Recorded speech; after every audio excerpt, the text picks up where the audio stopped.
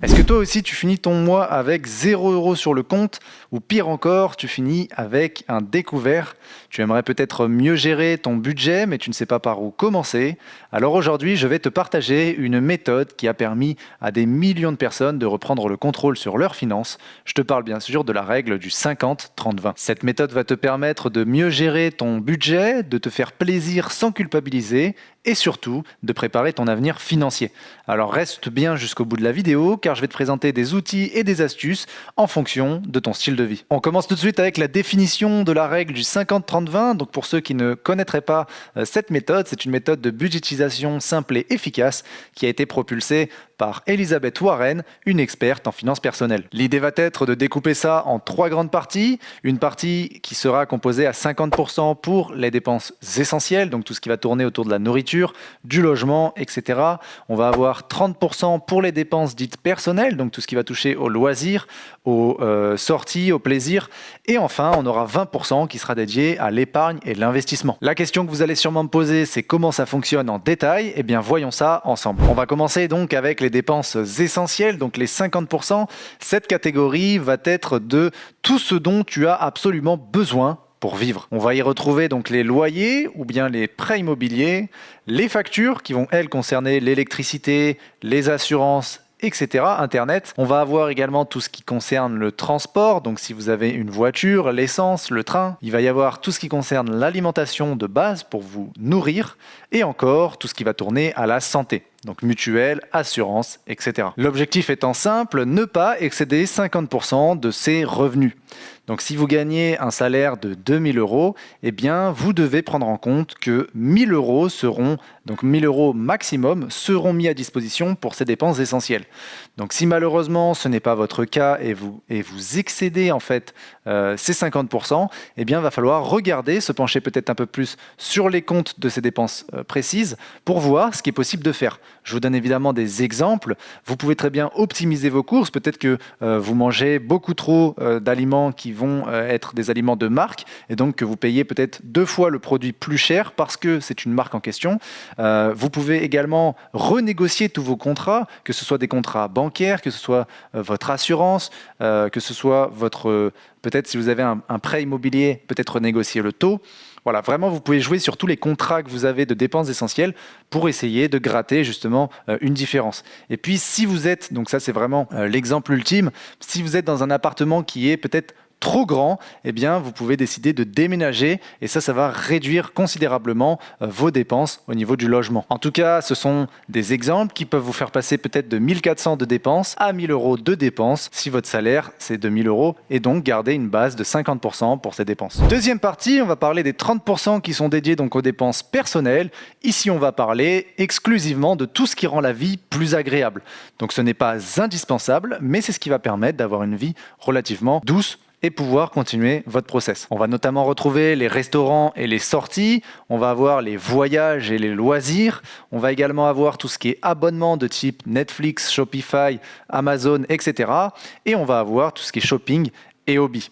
Donc ça, c'est des dépenses qui sont relativement coûteuses si on les accumule un peu trop de manière hebdomadaire. L'objectif ici étant de profiter sans culpabiliser et de respecter la base de 30% pour ces dépenses personnelles. Maintenant, vous avez 2 petites astuces. Donc une petite astuce qui vraiment que j'ai pu observer chez beaucoup de gens qui ont réussi à investir plus que la moyenne, c'est tout simplement de réduire cette dépense-là, donc les dépenses personnelles, pour convertir l'excédent de dépenses personnelles qui n'a pas été fait dans la partie épargne investissement, ce qui vous permettra d'aller un petit peu plus vite. Maintenant, ce n'est pas ce dont on va parler dans cet exemple, donc je vais vous donner une deuxième astuce, c'est tout simplement pour éviter les achats compulsifs et les sorties excessives lorsqu'on vous propose des choses, c'est tout simplement de calculer vos 30% directement sur votre salaire.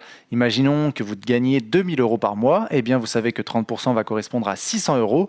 Sortez-les de votre compte, faites un retrait bancaire et mettez-les chez vous dans une enveloppe, dans un vase, où vous voulez. Et en fait, vous savez que ce budget-là sera alloué à toutes vos sorties. Résultat, vous ne pourrez pas dépenser plus que les billets que vous avez retirés et donc ça vous permettra de manager un peu mieux votre argent et de gérer du coup ce pourcentage de 30%. On passe maintenant avec la dernière catégorie, les 20% qui sont réservés pour l'épargne et l'investissement. Cette partie-là, elle est réservée exclusivement pour la préparation de votre avenir financier. On va y retrouver notamment l'épargne de précaution, donc très généralement on va parler de 3 à 6 mois de dépenses courantes pour avoir justement une avance sur ce qui peut se passer sur la vie. On va avoir notamment une partie qui va être dédiée à l'investissement, que ce soit en bourse via des ETF ou acheter des actions directement, ou peut-être tout simplement de l'immobilier papier avec des SCPI ou des REITs. Et ensuite, on va avoir une partie peut-être allouée pour un projet plus long terme, comme ouvrir un business ou tout simplement un achat immobilier. L'objectif ici recherché, ça va être de construire un avenir financier, donc d'avoir une sécurité et tout simplement de faire fructifier son argent. Une petite astuce pour aller dans ce sens, c'est tout simplement que lorsque vous recevez votre salaire, eh bien directement vous effectuez des virements, donc soit manuels, soit vous les programmez à l'avance, comme ça vous savez que ce qui va être prélevé de votre compte, ça va être de l'argent pour être envoyé vers des placements ou bien de l'épargne de côté. Et comme ça, vous savez que cet argent, vous n'êtes pas censé le toucher. Le fait de prioriser sur les dépenses essentielles et personnelles vous fera avoir comme un salaire inférieur, sauf qu'en réalité, vous savez que vous êtes en train d'aller dans le bon chemin pour sécuriser votre avenir financier. On va passer maintenant à l'adaptation de la règle en fonction de votre situation. La règle du 50-30-20, même si elle est mentionnée comme dit, elle reste flexible en fonction de vos situations, selon vos revenus, selon vos priorités. On va voir maintenant comment on peut l'adapter. Pour les petits salaires, du coup, vous pouvez très bien tabler sur une répartition 60-30-10 qui va vous permettre réellement de couvrir toutes vos dépenses essentielles et garder quand même 30% de base sur les plaisirs pour ne pas imploser. Vous avez donc les salaires élevés également qui peuvent faire une répartition complètement différente puisque vous pouvez très bien faire 40, 20, 40. Ça vous permettra d'accélérer davantage votre processus d'investissement et d'épargne et donc d'aller vers une liberté financière beaucoup plus précoce. Et enfin, pour toutes les personnes qui seraient endettées, vous pouvez très bien tabler sur 50, 20, 30. Le but va être de rembourser évidemment les mauvaises dettes très rapidement, donc essayez de réduire peut-être vos plaisirs et de maintenir les dépenses essentielles et l'investissement pour contrebalancer toutes vos dettes. Je vais maintenant vous donner un bonus et vous donner mon propre retour d'expérience sur cette règle. Évidemment, c'est une règle que je n'ai jamais respectée sur le 50-30-20. J'ai toujours fait différemment puisque ma priorité numéro 1, c'était ma liberté financière.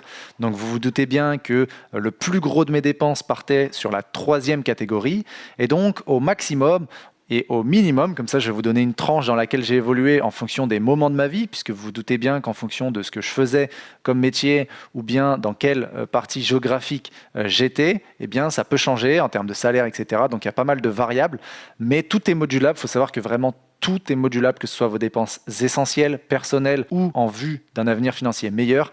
Tout est modulable. Ne soyez pas surpris qu'avec 2000 euros, vous soyez capable de faire des répartitions assez folles, mais au minimum, on va dire que j'étais sur 50% de dépenses essentielles. À chaque fois que j'ai été dans cette dynamique, par contre, j'étais sur 10% maximum de plaisir et le reste, donc 40% en épargne et investissement.